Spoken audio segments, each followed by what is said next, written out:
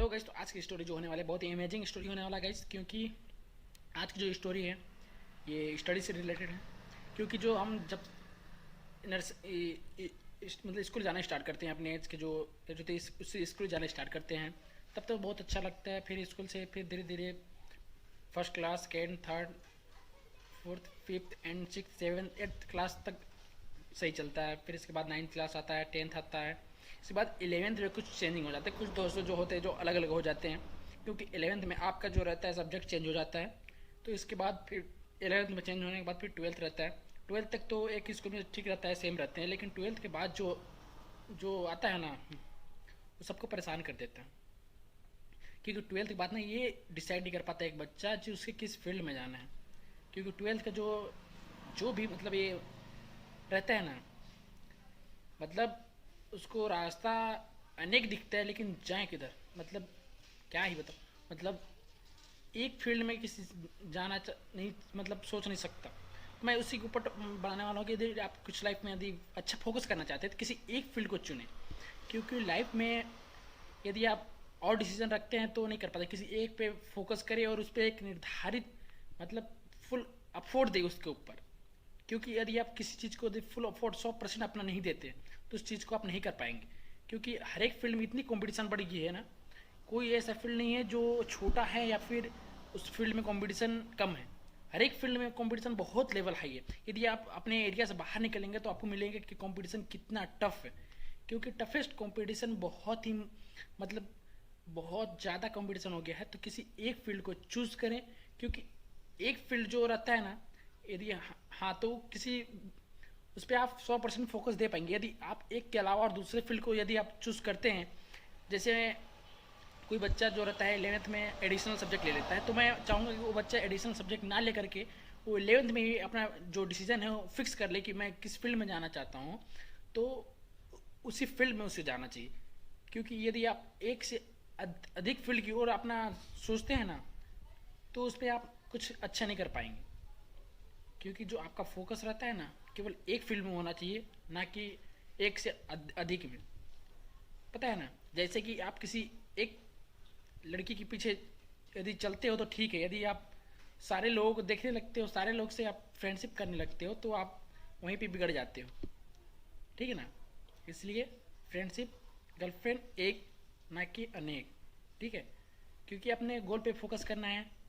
तो यदि आप किसी चीज़ को अचीव करना चाहते हैं तो किसी एक चीज़ पे अच्छे से फोकस करना पड़ेगा आपको। क्योंकि यदि आप किसी चीज़ को अचीव करना है तो आपको उसके ऊपर पूरा जी जान लगाना होगा। क्योंकि कंपटीशन इतना हाई है, और आजकल की टेक्निकल जो दुनिया चल रही है बहुत ही इमेजिंग, मतलब क्या ही बताऊँ। मतलब तो क्यों ना आपको एक टेक्निकल जो युग चल रहा है उसके, यदि आप अपने मिडिल क्लास फैमिली से यदि ग्रो करना चाहते हैं तो आपको 11th में पढ़ाई से आए तो हमारे आई थिंक नौकरी कर सकते हैं। तो उसके अलावा और जो सोर्स इनकम जो है आपको जनरेट करना होगा और सीखना होगा, जो और भी नॉलेज है आपको लेना होगा। क्योंकि जो बाहरी नॉलेज है ना, वही आपको कुछ अच्छा अचीव कर पाएगी। वरना आप सोच रहे होंगे यदि नौकरी पढ़ाई करके एक नौकरी पाने के लिए, तो नौकरी से आप केवल पेट भर सकते हैं, जी सकते हैं अच्छे से, उसके लिए अपना शौक़ पूरा नहीं कर सकते। क्योंकि जो शौक़ रहते हैं ना, शौक़ रहता है जो आप दुनिया में किसी का भी देख लेना, शौक़ वही पूरा कर पाया है जो यूट्यूबर रहा है, जो एक्टर रहा है, या फिर जो डांसर रहा है, या जो मतलब सिनेमा फील्ड में, क्रिकेटर फील्ड में, यूट्यूब फील्ड में, या फिर और जो है और जो मतलब टेक्निकल जो ऑनलाइन की जो दुनिया चल रही है, मतलब उस दुनिया में यदि आप अपना फ्यूचर देखते हैं तो बहुत अच्छी बात है।